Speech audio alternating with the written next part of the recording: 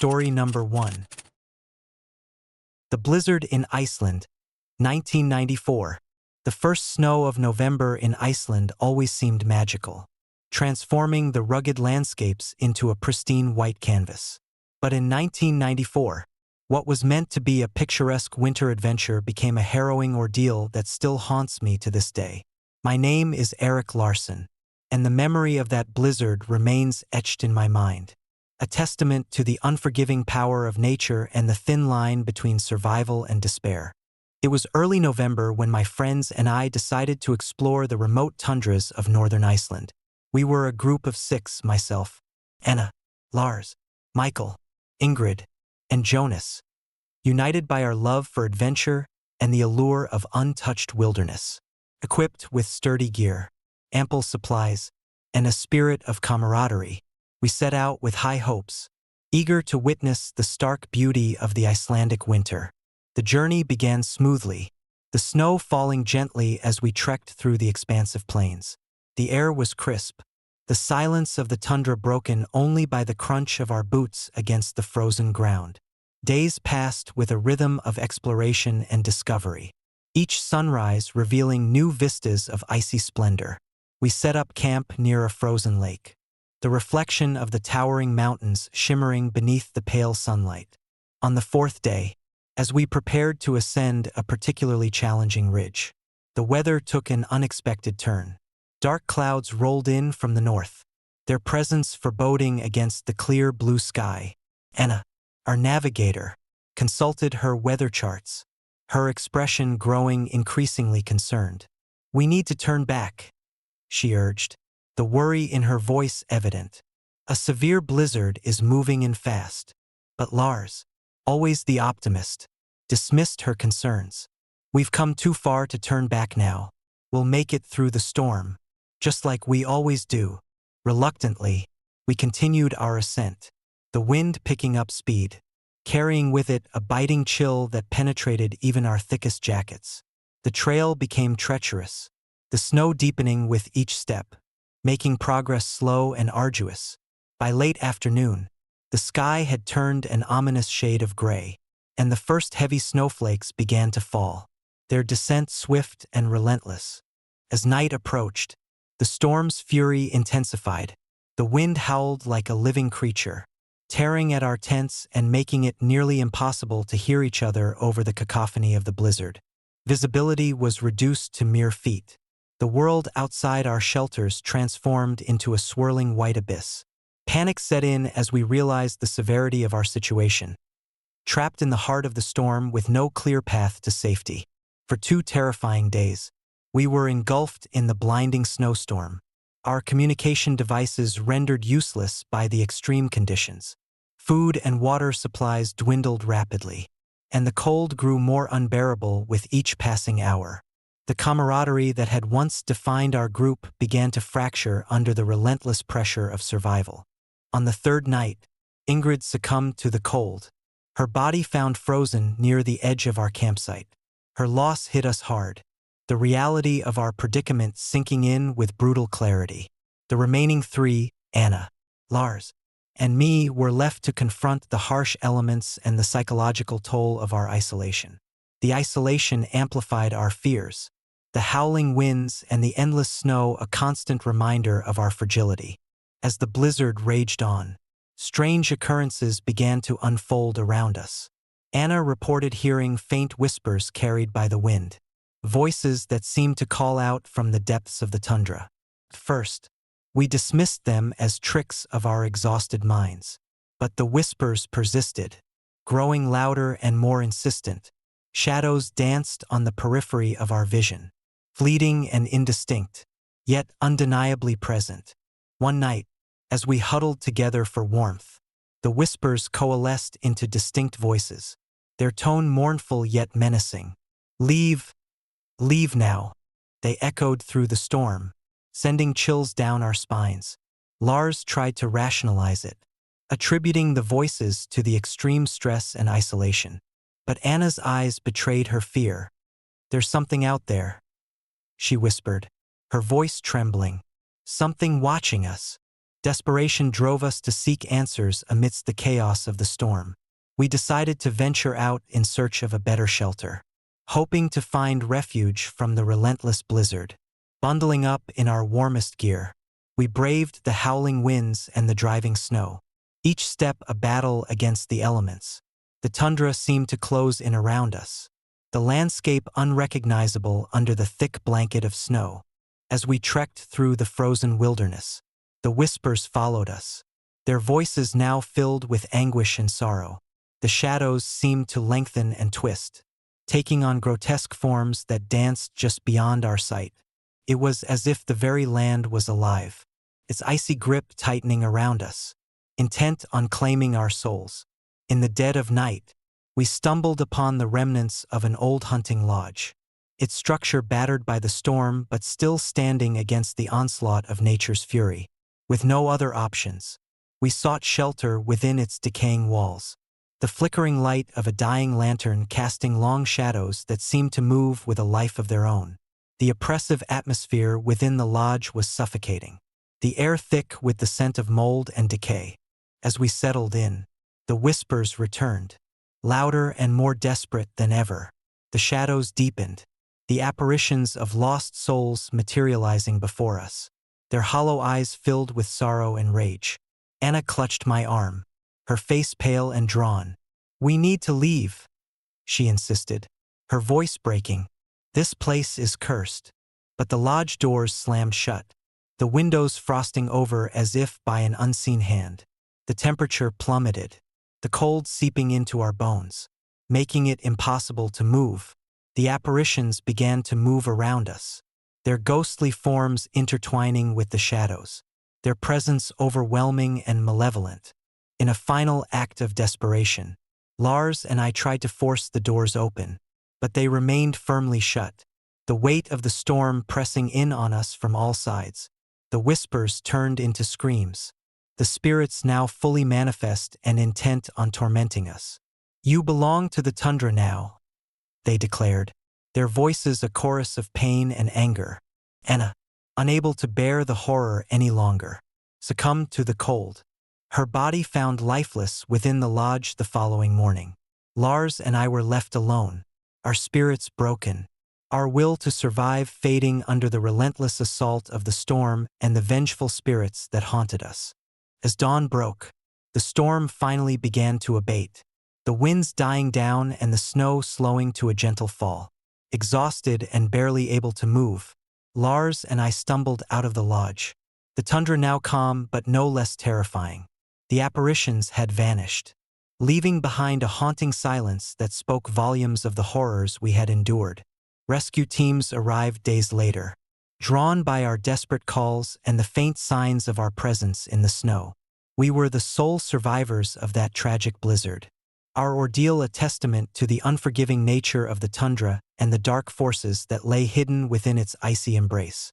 The stories of the lost souls and the haunted lodge became local legends, whispered among the townsfolk as cautionary tales of the great blizzard of 1994.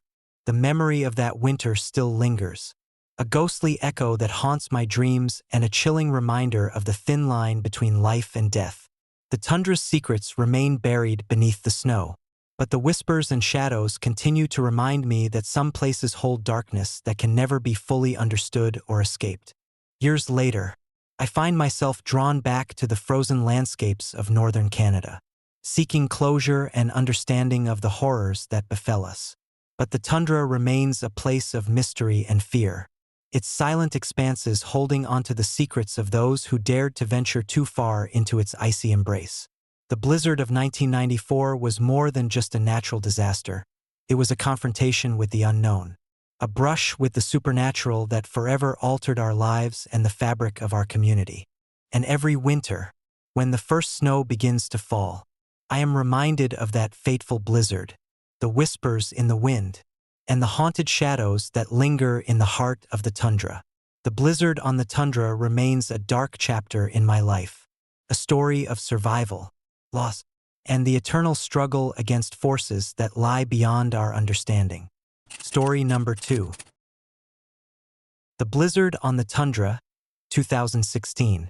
I still wake up in the dead of night, the howling winds of that fateful blizzard echoing in my ears like the cries of lost souls.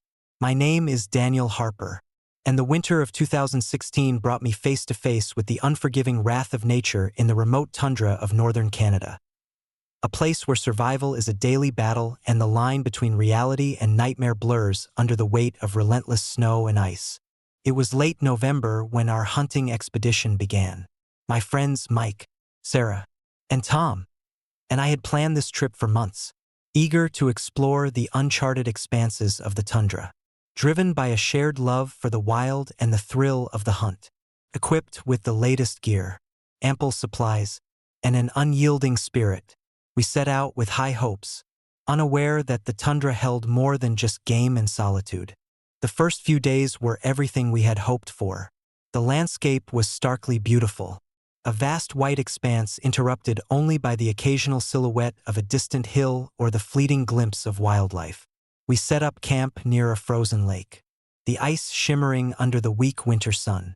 Nights were spent around the campfire, sharing stories and laughter, the cold kept at bay by the warmth of friendship and the flickering flames. But as the days progressed, the weather began to change. Dark clouds gathered on the horizon, and the wind started to pick up, carrying with it a biting chill that seemed to seep into our bones. On the third day, as we tracked a herd of elk through the deep snow, the sky turned an ominous shade of gray, and the temperature plummeted below -30 degrees Celsius. We decided to head back to camp, hoping to beat the impending storm, but nature had other plans. By evening, the storm hit with a fury that none of us could have anticipated. The wind howled like a living beast, and snow fell in thick, relentless sheets, reducing visibility to mere feet. The temperature plummeted further, dropping to a harrowing -40 degrees Celsius. We were trapped, the storm closing in around us like a suffocating blanket of white. We huddled together in our tent, the howling wind tearing at the fabric, threatening to rip it apart. The cold was merciless, each breath a sharp sting in my lungs, my fingers numb and unresponsive. We rationed our supplies, conserving what little food and water we had left, the reality of our situation sinking in with brutal clarity. The first night was the worst, the storm showing no signs of abating, the fear of the unknown gnawing at our sanity. On the second day, exhaustion and desperation began to take their toll. Mike, our most resilient member, succumbed to the cold, his body found frozen in his sleeping bag the following morning. His loss hit us hard, the weight of our predicament pressing down on us like the relentless snow. Sarah and Tom remained, their spirits broken by the harsh conditions, their eyes hollow with fear and despair. As the storm raged on, we faced the terrifying reality that rescue was unlikely. Our communication devices were useless against the storm's interference, and the nearest outpost was miles away, buried under meters of snow. We had to make a choice: stay put and wait for rescue, or venture out into the blinding storm in search of help. One night, as we sat shivering in our tent, the wind seemed to carry with it faint whispers, voices that were barely audible over the roar of the storm. First, we dismissed them as the tricks of our exhausted minds. But the whispers persisted, growing louder and more insistent. They spoke of lost souls and unforgiving cold, of the tundra's eternal hunger and the price of survival. "I keep hearing them," Sarah confessed, her voice trembling. Voices calling out, telling us to leave. Tom, ever the skeptic, tried to rationalize it. "It's just the storm messing with our heads. We need to stay strong." But the whispers became more than just voices. They felt like a presence, something watching us from beyond the snow-covered horizon. The cold seemed to grow even more intense, the shadows deeper and more oppressive. It was as if the tundra itself was alive, its icy tendrils reaching out to claim us as part of its eternal winter. On the third day, our desperation led us to make a perilous decision. We decided to abandon the safety of our tent and trek towards a ridge we hoped would offer a better chance of spotting rescuers. The journey was treacherous, each step a battle against the howling wind and the knee-deep snow.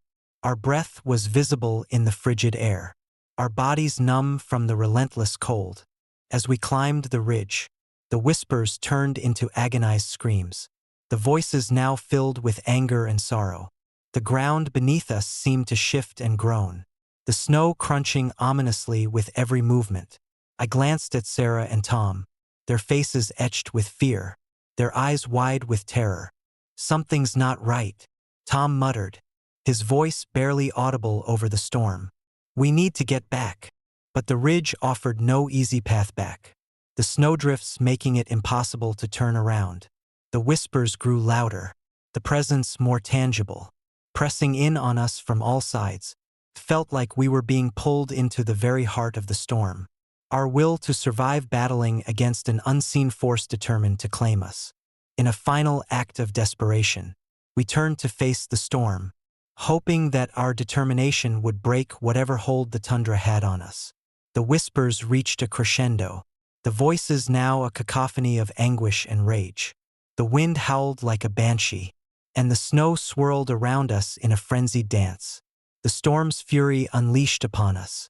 Suddenly, the sky opened up, the snow falling even thicker, the wind tearing at our clothes and flesh. We collapsed to the ground, the cold seeping into our bones, our bodies unable to withstand the relentless assault. Sarah lay beside me, her eyes vacant, a look of eternal fear etched on her frozen face. Tom was unconscious, his body sprawled in a heap, the storm having claimed him as it had so many before us. I struggled to stay awake, my mind numb and my body trembling uncontrollably. The whispers had faded, replaced by an oppressive silence that pressed down on me like a physical force. I could barely breathe, my vision blurred as I fought to stay conscious. The reality of our situation hit me with brutal clarity. We were trapped, left to face the tundra's wrath with no hope of rescue. As the hours dragged on, the cold became unbearable, my strength waning with each passing moment. I could feel my body shutting down, the frostbite creeping up my limbs, claiming me inch by inch. In those final moments, the whispers returned, softer this time, almost like a lullaby carried by the wind. "Stay with us," they seemed to say. "Don't let the tundra take you." With my last ounce of strength, I reached out towards the voices, my fingers brushing against the cold air as if trying to grasp onto a lifeline that would pull me back from the brink. But it was futile. The storm had taken everything from us, our warmth, our hope, and ultimately, our lives. When the rescue teams finally arrived days later, they found the remains of our bus buried deep beneath the snow, the tragic outcome of a blizzard that had claimed over 400 lives that year. Only my frozen body was never found, lost to the eternal winter of the tundra. The blizzard of 2016 became one of the most haunting disasters in Canada's history, a chilling reminder of nature's unforgiving power and the thin line between survival and death. The stories of those lost lingered in the memories of those who survived, each one a ghostly echo of fear and despair. The whispers of the tundra's restless spirits became a local legend, a cautionary tale about the dangers of venturing too far into the wild and the unseen forces that guard the frozen wilderness. Years later, I hear the whispers in my dreams, a haunting reminder of that brutal winter and the friends I lost to the tundra's icy embrace. The blizzard of 2016 taught me about the fragility of life and the relentless power of nature. But it also left me with a lingering fear of the unknown, the malevolent presence that seemed to watch and wait in the heart of the wilderness. And every winter, as the first snowflakes begin to fall, I remember the night the tundra came alive, the whispers that led us to our doom, and the eternal winter that claimed our lives. The blizzard remains a dark chapter in the annals of northern Canada's history, a story of survival, loss, and the supernatural forces that lie hidden beneath the snow. Story number 3. The blizzard on Mount Washington, 2008. I still wake up in the dead of night, the howling winds of that fateful blizzard echoing in my ears like the cries of lost souls. My name is Ethan Miller, And what began as an exhilarating adventure up Mount Washington in the winter of 2008 turned into a nightmare that forever changed my perception of nature and the thin line between reality and the supernatural. It was early December, and Mount Washington, known for its unpredictable weather, stood majestically against the gray winter sky. Our group of 5, myself, Sarah, Mike, Laura, and Tom, had planned this trip for months. We were seasoned hikers, drawn to the mountain's challenging trails and the thrill of conquering its peak. Equipped with the latest gear and fueled by youthful enthusiasm, we set out with high spirits, unaware of the horrors that awaited us. The ascent began smoothly, the crisp air invigorating our spirits as we navigated the well-trodden paths. The sun shone brightly, casting long shadows on the snow-covered ground. Laughter and light-hearted banter filled the air as we shared stories and enjoyed the breathtaking views. Mount Washington, with its rugged beauty, seemed almost welcoming, a silent guardian watching over us. By the time we reached the halfway point, the weather had started to change. Dark clouds rolled in from the west, their presence foreboding against the clear sky. Sarah, always the cautious one, checked her weather app. "Guys, the forecast is predicting a severe blizzard tonight. We need to set up camp before it hits." We agreed, hastily setting up our tents in a sheltered alcove near a cluster of hardy pines. The temperature began to drop rapidly, the wind picking up speed, whipping the snow into a frenzied dance around us. Inside the tents, we huddled together, the warmth from our sleeping bags barely keeping the biting cold at bay. As night fell, the storm's fury intensified, winds howled like banshees, and snow fell in relentless sheets, obscuring our view of the surroundings. The tents trembled under the assault, the fabric straining against the force of nature's wrath. Sarah lit a small lantern, its flickering light casting eerie shadows that danced on the tent walls. Mike, ever the optimist, tried to lighten the mood. "At least we're safe inside. This is nothing we can't handle."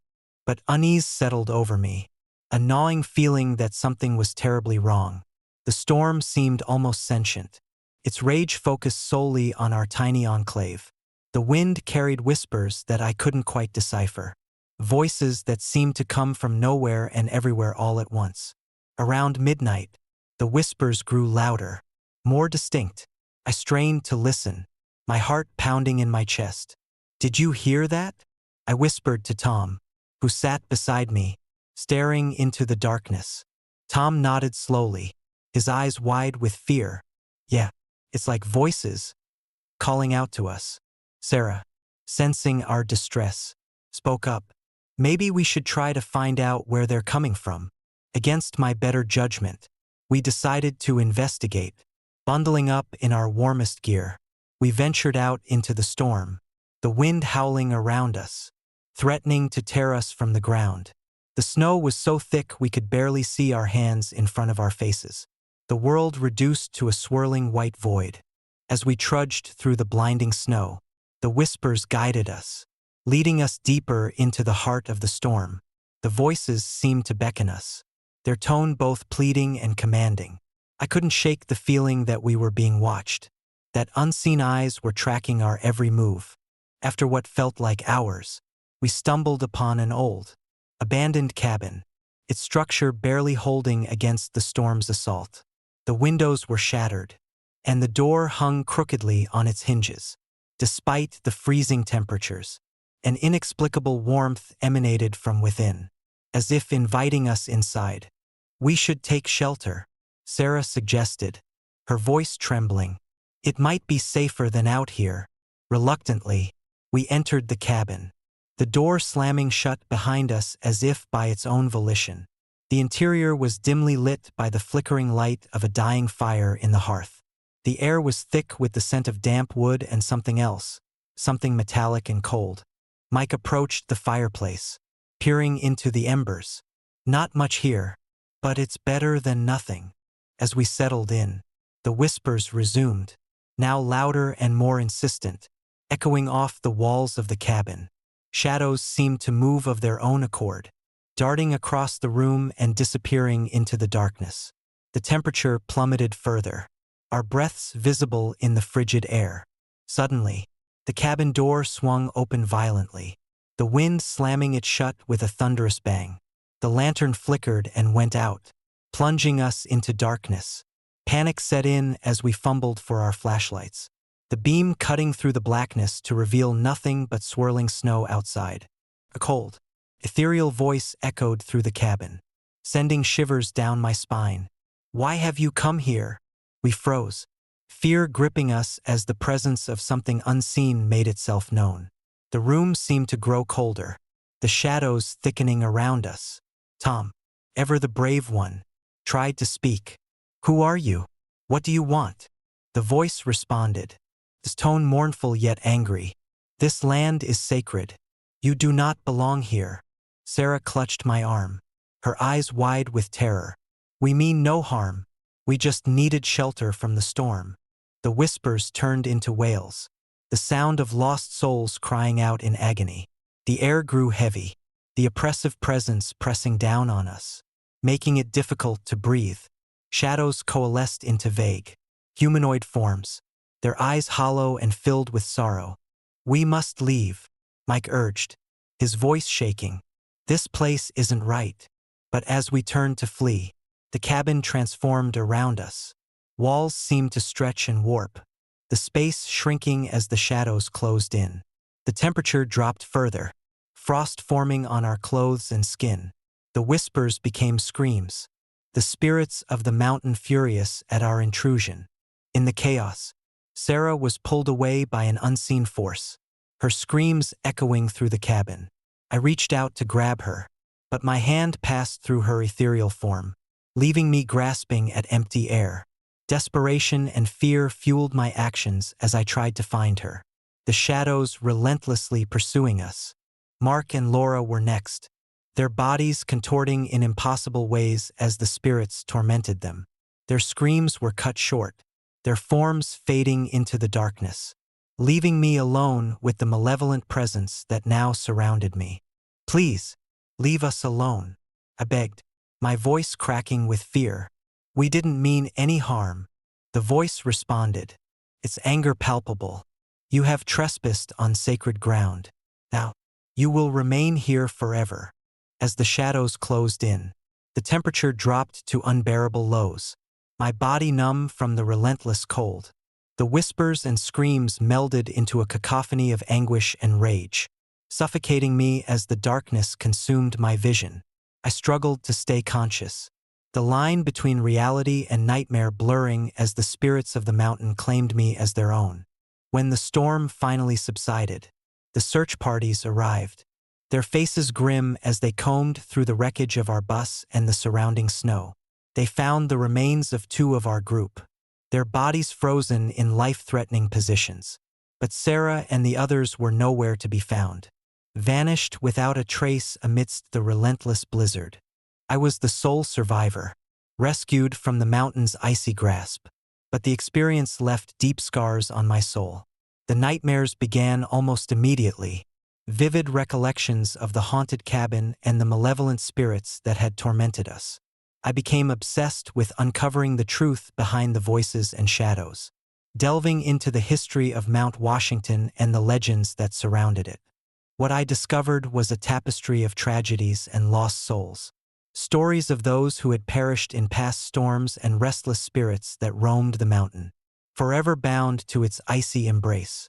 The cabin we had taken shelter in was rumored to be a site of ancient rituals, a place where the veil between the living and the dead was thin, allowing the spirits to reach out and claim those who dared to trespass. The blizzard of 1978 became a cautionary tale in Marquette, a story of survival and the supernatural forces that dwell within the mountains. I shared my experience with others, warning them of the dangers that lie hidden in the heart of the wilderness. But some dismissed it as the ravings of a traumatized survivor, unable to comprehend the true horror of that night. Years later, the memories of that blizzard still haunt me. The whispers and shadows linger in my mind, a constant reminder of the thin line between life and death and the unseen forces that guard the sacred lands. Mount Washington remains a place of beauty and terror, peaks calling out to those who seek adventure, unaware of the nightmares that await them in the storm's icy grip. And every winter, as the first snowflakes begin to fall, I find myself drawn back to the memories of that tragic night, the voices of the lost echoing in my ears, and the chilling realization that some places hold secrets too dark to uncover, forever bound to the unforgiving embrace of nature's wrath. Story number 4. The blizzard of 1978. I still feel the icy grip of that winter storm every time the first snowflakes of the season begin to fall. My name is Jack Reynolds, and what started as a routine school trip to the remote winter camp in northern Michigan became a nightmare that would haunt me for the rest of my days. It was December 1978, a time when the world outside our small town of Marquette was already blanketed in snow. Our school had organized a 3-day ski trip to Frostbite Ridge, a secluded area known for its pristine slopes and breathtaking views. 25 students, along with our bus driver, Mr. Thompson, and 2 chaperones, set off on what was meant to be an adventure of a lifetime. The journey began smoothly, the bus winding its way through familiar roads, the landscape transforming into a winter wonderland. Laughter and excitement filled the air as we shared stories and anticipated the days ahead. Mr. Thompson, a seasoned driver with a calm demeanor, navigated the treacherous roads with ease, his hands steady on the wheel despite the increasing snowfall. By the time we reached Frostbite Ridge, the sky had turned a dusky gray, and the temperature had plummeted. The first day was exhilarating. We raced down the slopes, the cold wind biting at our faces, our spirits soaring with every successful run. As night fell, we gathered around a roaring fire in the lodge, sharing hot cocoa and recounting the day's adventures. On the second day, the weather took a turn for the worse. Dark clouds rolled in swiftly, and the wind began to howl with an intensity that was both foreboding and unnerving. Despite the warning signs, we decided to continue our skiing, believing that the storm would pass quickly. But as afternoon turned to evening, the sky darkened ominously, and snow began to fall in heavy, relentless sheets. Mr. Thompson tried to steer us back to the lodge, but visibility was rapidly decreasing. The bus struggled against the powerful winds, the snow piling high against the windows. Panic set in as we realized that the storm was far more severe than anticipated.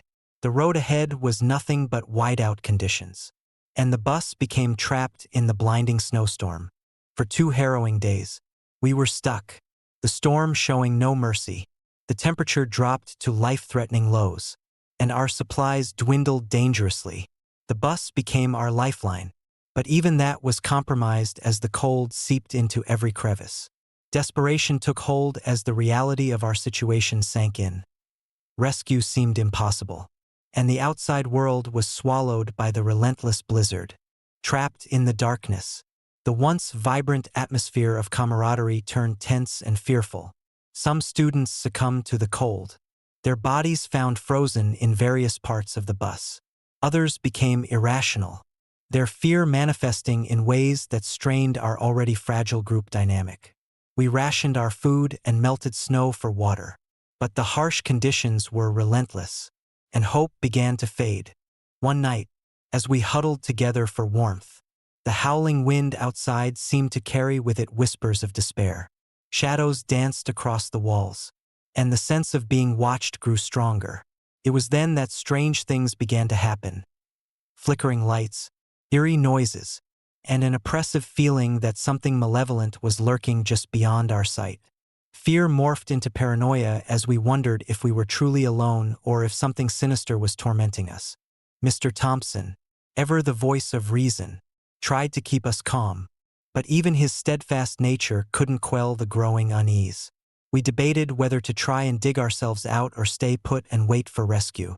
But every decision felt futile against the unyielding storm.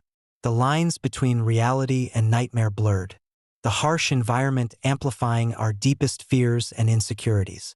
On the third day, as dawn broke through the storm's fury, we finally saw the faint outline of a search party on the horizon. Relief surged through us, but it was short-lived.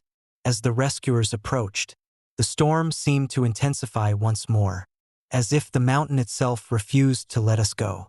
The bus, now a ghostly vessel buried in snow, stood as a grim reminder of the lives lost and the horrors endured. Only one student, Emily Carter, was found alive, her body battered and frostbitten but her spirit remarkably intact. She was the sole survivor of the tragic ordeal, a living testament to the brutality of nature and the thin line between life and death. In the aftermath, her accounts of the supernatural occurrences inside the bus added a chilling layer to the tragedy, turning it into a legend whispered among the townsfolk. Emily spoke of seeing apparitions of those who had perished, their hollow eyes filled with sorrow and rage. She described hearing their desperate cries and feeling their icy presence, as if the spirits of the lost were forever bound to the snow-covered bus. Unable to find peace, her nightmares were filled with visions of the storm's wrath and the spectral figures that haunted her waking hours, a constant reminder of the harrowing experience. The blizzard of 1978 became one of the most infamous disasters in Michigan's history, not just for the loss of life but for the eerie tales that followed. The bus was never fully recovered, buried deep beneath layers of snow, its secrets forever hidden from the world. The area was deemed too dangerous for further expeditions, the memory of that tragic winter serving as a cautionary tale about the unforgiving power of nature and the mysteries that lie within. Years later, the scars of that winter still linger. I carry the memories of those lost, their faces etched in my mind, their stories a haunting echo of the past. The great blizzard taught me about the fragility of life and the resilience of the human spirit. But it also opened my eyes to the unknown forces that can turn the most beautiful landscapes into realms of fear and despair. Whenever a blizzard approaches, I find myself reflecting on that fateful winter, the relentless storm that claimed so many lives and left behind a legacy of sorrow and supernatural dread. The whispers of the lost souls still echo in my thoughts, a chilling reminder that some tragedies are more than just natural disasters. They are encounters with the inexplicable, the haunted remnants of lives forever frozen in time. Story number 5. The Great Blizzard of 1888. I still remember the first flakes of the Great Blizzard of 1888 as if they were etched into my memory with icy precision. My name is Samuel Whitaker, and I was a young schoolteacher in Buffalo, New York, eager to embrace the winter season with my students. Little did I know that a day we thought would be filled with laughter and learning would instead plunge us into a nightmare that would haunt our town for generations. It was late January, and the town was already blanketed in a thick layer of snow.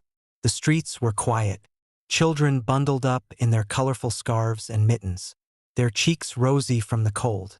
Our school bus, a sturdy old vehicle painted a cheerful yellow, was packed with 20 eager students, their excitement palpable as we set out for our annual winter excursion to the countryside. The morning was clear, the sky a brilliant blue, unmarred by clouds. We drove through familiar roads, the bus crunching over the fresh snow, laughter and chatter filling the air. Mark Johnson, our bus driver, was a reliable man with a hearty laugh and a knack for keeping the children entertained during our long journeys. As we ventured further from town, the landscape transformed into a serene, snow-covered expanse. Tall pines stood sentinel, their branches heavy with snow, creating a picturesque winter scene. The children pressed their faces against the windows, marveling at the beauty outside. I watched them, a smile tugging at the corners of my mouth, content in the simplicity of the moment. But as midday approached, the weather began to change. Dark clouds rolled in from the west, their presence ominous against the clear sky. The temperature dropped sharply, the air growing frigid, biting through our layers of clothing. Mark glanced at the horizon, his brow furrowing with concern. "Looks like a storm's brewing," he remarked, his voice tinged with unease. "We should find a place to wait it out." I nodded, sensing the rising tension among the children. "Let's head back to town," I suggested, though the roads were already becoming treacherous with the accumulating snow. Before we could make a decision, the wind picked up, howling through the trees with a ferocity that sent shivers down our spines. Snow began to fall in earnest, each flake larger and more relentless than the last. Visibility dropped to mere feet. The world outside reduced to a swirling white blur. "We need to find shelter," Mark insisted, his grip tightening on the steering wheel. "This storm's no joke." We searched for a safe haven, the bus struggling against the whipping wind and the deepening snowdrifts. Finally, we spotted an old, abandoned farmhouse on the outskirts of a small hamlet. The silhouette was barely visible through the storm, but it appeared sturdy enough to withstand the tempest. With great effort, Mark maneuvered the bus towards the farmhouse, the wheels sinking slightly into the heavy snow. We arrived just as the storm reached its peak, the wind howling like a chorus of angry spirits, and the snow piling higher around us. "We'll stay here until it passes," Mark declared, parking the bus as best he could. "Stay inside and keep warm." We huddled together inside the farmhouse, the creaking of the old building adding to the eerie atmosphere. The windows rattled violently, the storm battering the walls with relentless force. The children were frightened, their eyes wide with fear as they clung to each other for comfort. As night fell, the storm showed no signs of abating. The temperature plummeted further, and our limited supplies began to dwindle. We rationed the food and melted snow for water, but the bitter cold was insidious, seeping into our bones and numbing our senses. Around midnight, a deafening crash echoed through the farmhouse, jolting us from our uneasy sleep. The sound of shattering glass and splintering would fill the air, followed by an oppressive silence. Mark sprang into action, peering out the window to assess the damage. "The roof's caved in," he announced grimly. "We need to find another way out." Panic surged through us as we realized the severity of our situation. The storm had wreaked havoc on the farmhouse, trapping us inside with no clear path to safety. The children whimpered, their fear palpable as the reality of our predicament set in. As we explored the damaged building, we stumbled upon an old, hidden cellar door behind a stack of firewood. With trembling hands, Mark forced it open, revealing a narrow staircase descending into darkness. The air was thick with dust and the scent of mildew, the sound of the storm muffled by the underground enclosure. "We'll wait here until morning," Mark decided, ushering us down the stairs. The cellar was cramped and cold, but it offered some protection from the raging storm above. We settled into a corner, trying to conserve our body heat and stay as calm as possible. Hours dragged on, the storm outside showing no mercy. The wind howled like a banshee, and the snow continued to fall in relentless sheets, burying the world in an unending whiteout.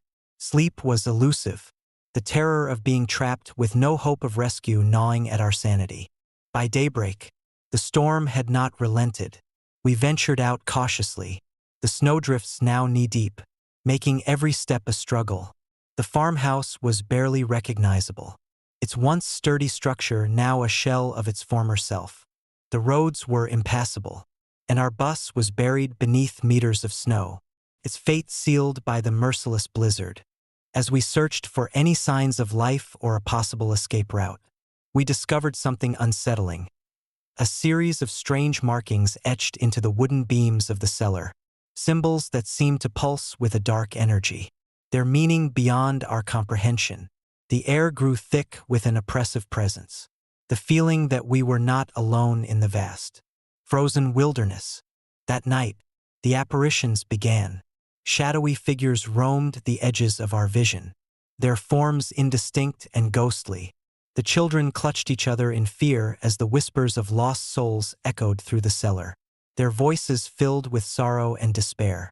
It was as if the storm had awakened something ancient and malevolent, entities that now sought to claim us as their own.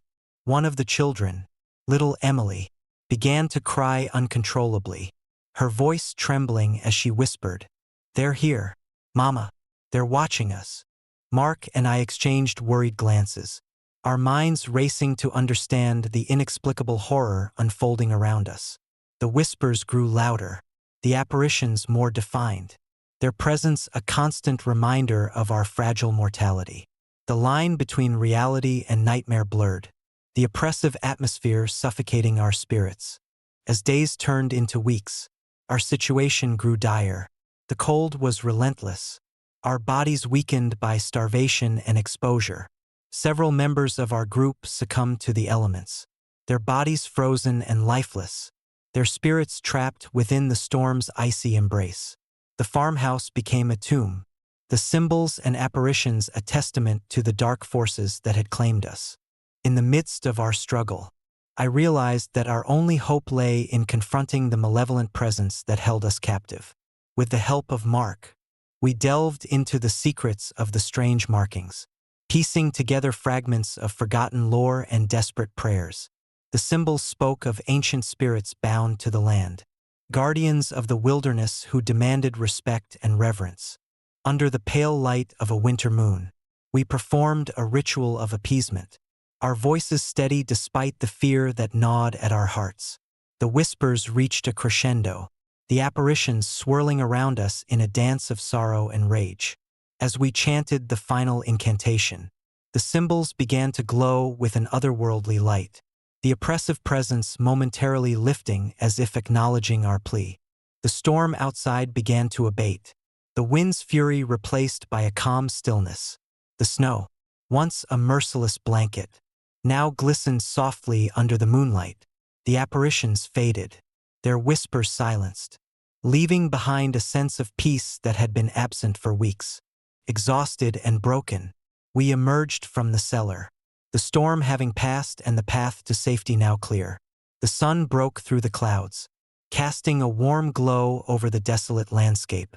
Rescue teams arrived shortly after, drawn by our desperate calls and the faint signs of our presence beneath the snow. The great blizzard of 1888 left an indelible mark on our lives, a haunting reminder of the thin veil that separates the living from the dead and the ancient forces that dwell within nature's unforgiving embrace. The stories of our ordeal became legends in Buffalo, tales of survival and the dark secrets hidden within the winter's grip. Years later, the memories of those lost souls and the apparitions we encountered still linger in my mind, a ghostly echo that serves as a constant reminder of the great blizzard's wrath. The symbols etched into the cellar remain a testament to the ancient spirits that protect the wilderness, their presence a chilling reminder that some forces are beyond our understanding and control. As I sit by the fireplace, the flames casting dancing shadows on the walls, I can almost hear the whispers of those we lost, their voices a mournful melody that echoes through the corridors of my soul. The great blizzard of 1888 was more than just a natural disaster. It was a confrontation with the unknown, a brush with the supernatural that forever changed our lives and the fabric of our community. And every winter, when the first snowflakes begin to fall, I remember the night the storm came, the whispers in the wind, and the shadows that danced just beyond the edge of vision. The great blizzard remains a haunting chapter in the history of Michigan, a story of survival, loss, and the eternal mysteries that lie hidden beneath the snow. Story number 6. The blizzard on Alaskan wilderness. The first snowflakes of the season began to fall softly as we set up our campsite in the heart of the Alaskan wilderness. My name is Laura Thompson, and my husband, Mark, and our 10-year-old son, Ethan, had always dreamed of this adventure, the allure of untouched landscapes, the crisp mountain air, and the promise of quality family time had drawn us to this remote corner of Alaska in the winter of 2003. Little did we know, the mountains held more secrets than we could ever imagine. Our journey began on a clear November afternoon. The sun cast long shadows across the pristine snow, and the sky was a brilliant shade of blue, unmarred by clouds. We arrived at our designated campsite, nestled between towering pines and overlooking a frozen lake that mirrored the sky above. Mark, an experienced outdoorsman, took charge of setting up the tent while I unpacked our supplies. Ethan, bubbling with excitement, ran around, already planning his first downhill run. As night fell, we sat around the campfire, the warmth of the flames a comforting contrast to the biting cold. Mark shared stories of his previous expeditions, his voice steady and reassuring. Ethan listened intently, his eyes wide with wonder. It was the perfect night, until the winds began to howl. At first, it was just a distant rumble, the sound of the wind weaving through the trees. But as the hours passed, the wind intensified, transforming from a gentle whisper to a deafening roar. Snow began to fall more rapidly, the flakes thick and heavy, obscuring our view of the surroundings. Mark's expression turned serious as he assessed the situation. "We need to secure everything and find better shelter," he instructed, his voice cutting through the storm's fury. We hurriedly packed up our gear, struggling against the relentless wind and the accumulating snow. The tent, once easy to set up, now seemed flimsy against the onslaught of nature's wrath. Mark led us to a nearby rocky outcrop, a more substantial structure that could withstand the impending blizzard. We huddled together inside, the cold seeping into our bones despite our best efforts to stay warm. The storm raged through the night, the wind howling like a living beast, the snow piling higher and higher. Hours felt like days as we remained trapped in our makeshift shelter. The outside world transformed into a blinding white abyss. Mark kept a close watch on our dwindling supplies, rationing food and melting snow for water with meticulous care. But the harsh conditions took their toll, and exhaustion set in. By the second day, the storm showed no signs of relenting. Our shelter was barely holding, the wind tearing at the fabric and the snow weighing us down. We tried to maintain a semblance of normalcy, keeping each other company, but the isolation and the constant threat of the storm eroded our spirits. Ethan, usually full of energy, grew listless and pale, his small frame shivering uncontrollably. One evening, as the wind reached its peak, Mark suggested we venture out to reinforce our shelter. The decision weighed heavily on me, but the safety of our family was paramount. Donning our cold weather gear, we braved the storm, each step a battle against the relentless snow and the blinding whiteout. The world around us was a swirling vortex of white, the familiar landmarks obscured by the tempest.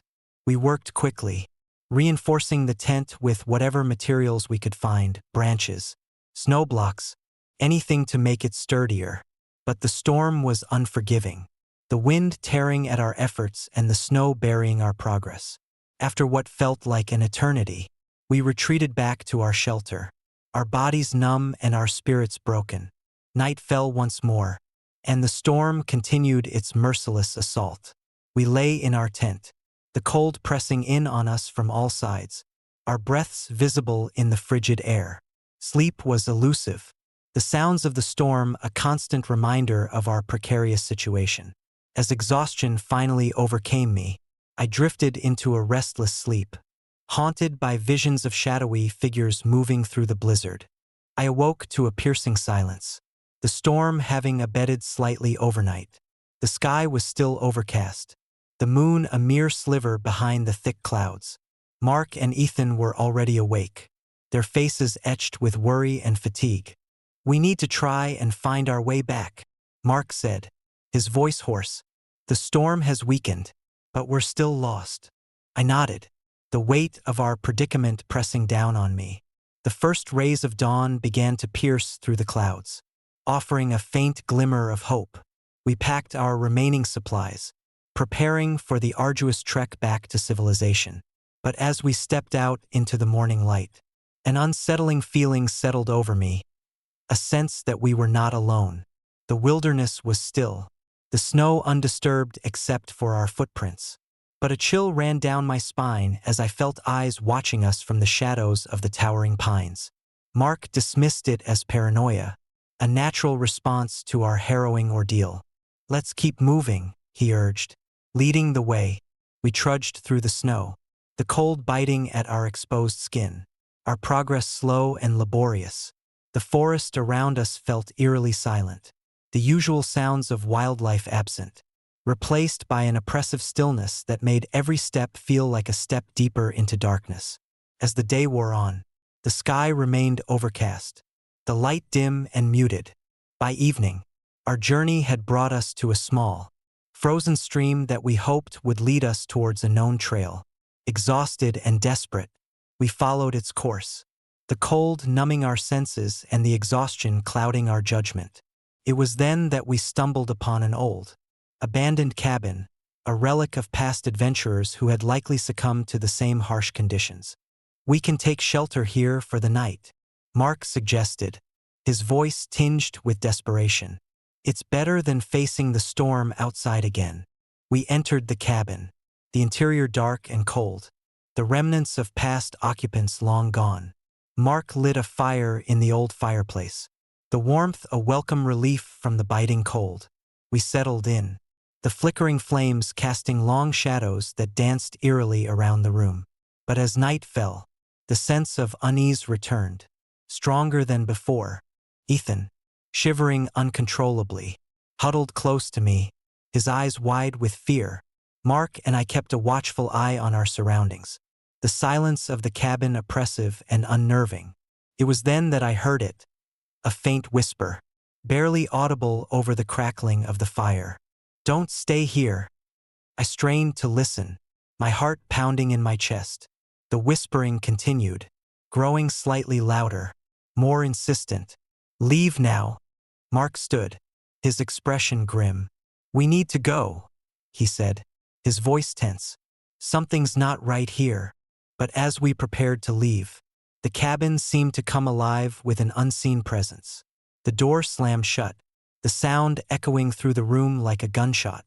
The temperature plummeted, the fire flickering and dimming as an icy wind swept through the cabin.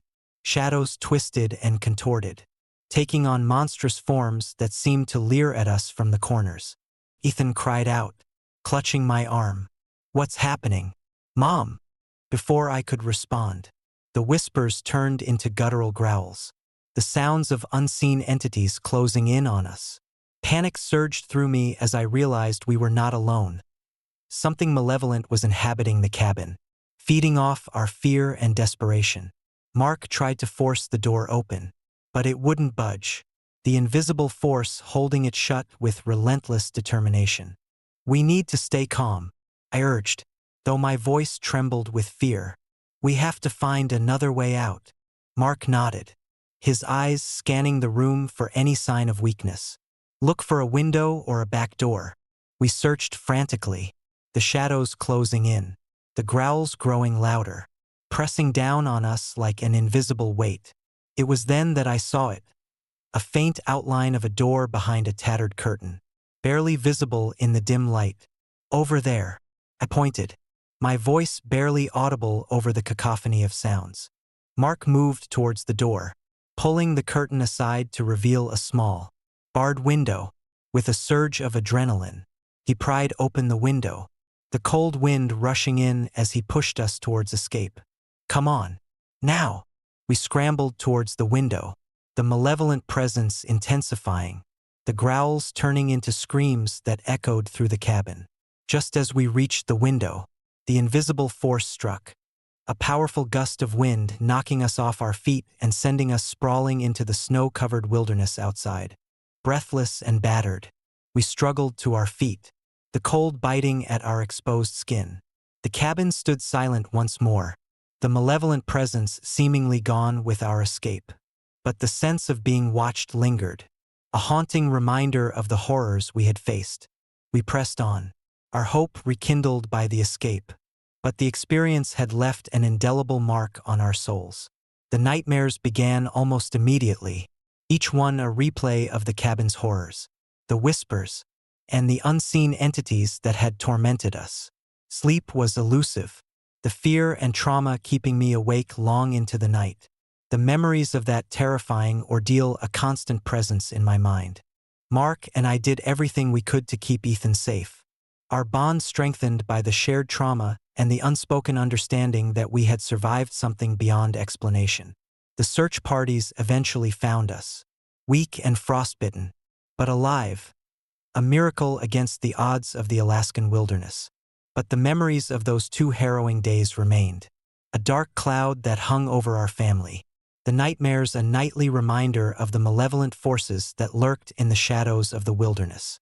We never spoke openly about the cabin, the whispers, or the sense of being watched, but the scars were evident in our weary eyes and the unspoken fear that lingered in our hearts.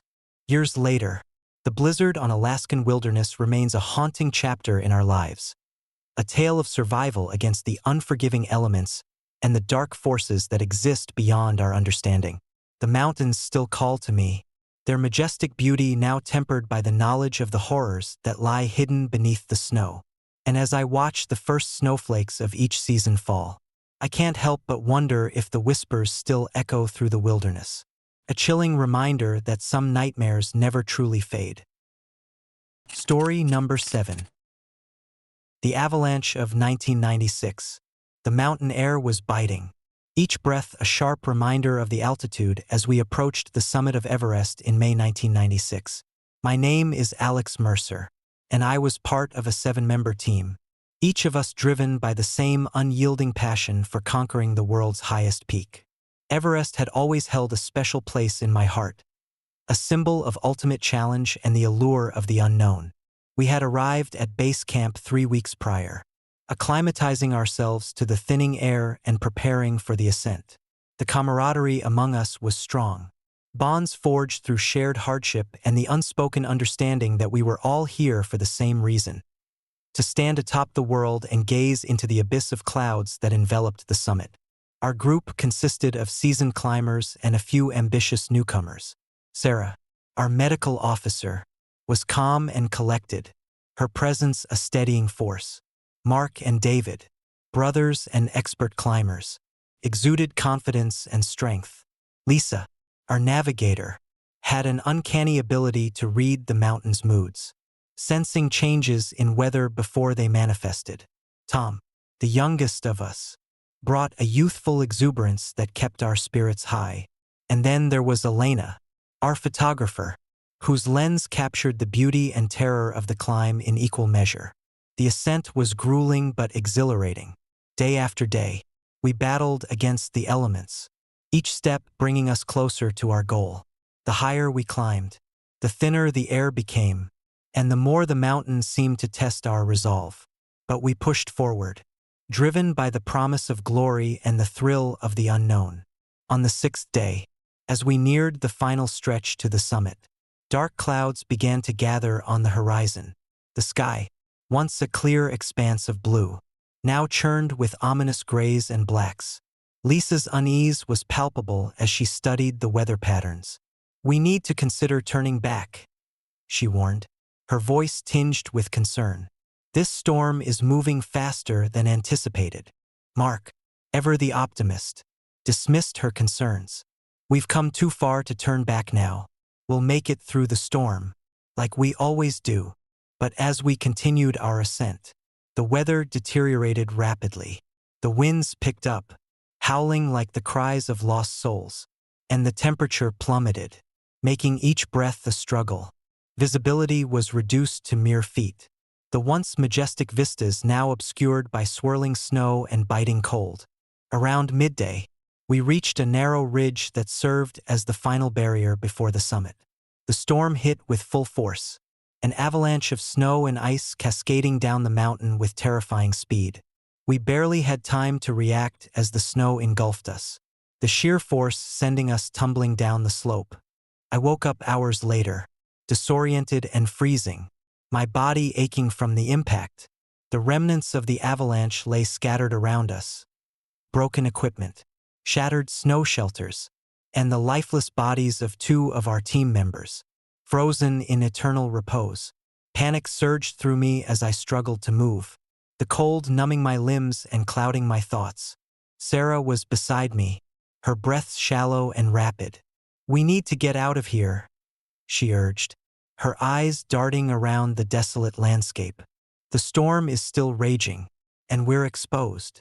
As we stumbled through the snow, searching for any sign of shelter or a way back to base camp, an eerie silence settled over the mountain.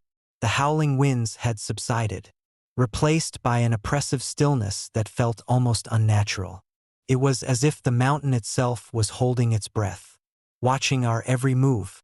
"Did you hear that?" Tom whispered, his voice barely audible over the crunch of snow beneath our feet. I strained my ears, but all I could hear was the relentless beating of my heart. "Hear what?" "Like whispers," he replied, fear evident in his eyes. "It sounds like someone or something is following us." A chill ran down my spine as I looked around, half expecting to see shadows lurking in the corners of my vision. The snow-covered landscape was eerily empty, yet the feeling of being watched persisted, an invisible presence that gnawed at my sanity. "We need to stay focused," Lisa said, trying to mask her fear. "There's no time for distractions." But the whispers grew louder, more insistent, weaving through our thoughts like a dark symphony. Each step forward felt heavier, our progress slowed by an unseen force that seemed determined to keep us from escaping the mountain's icy grip.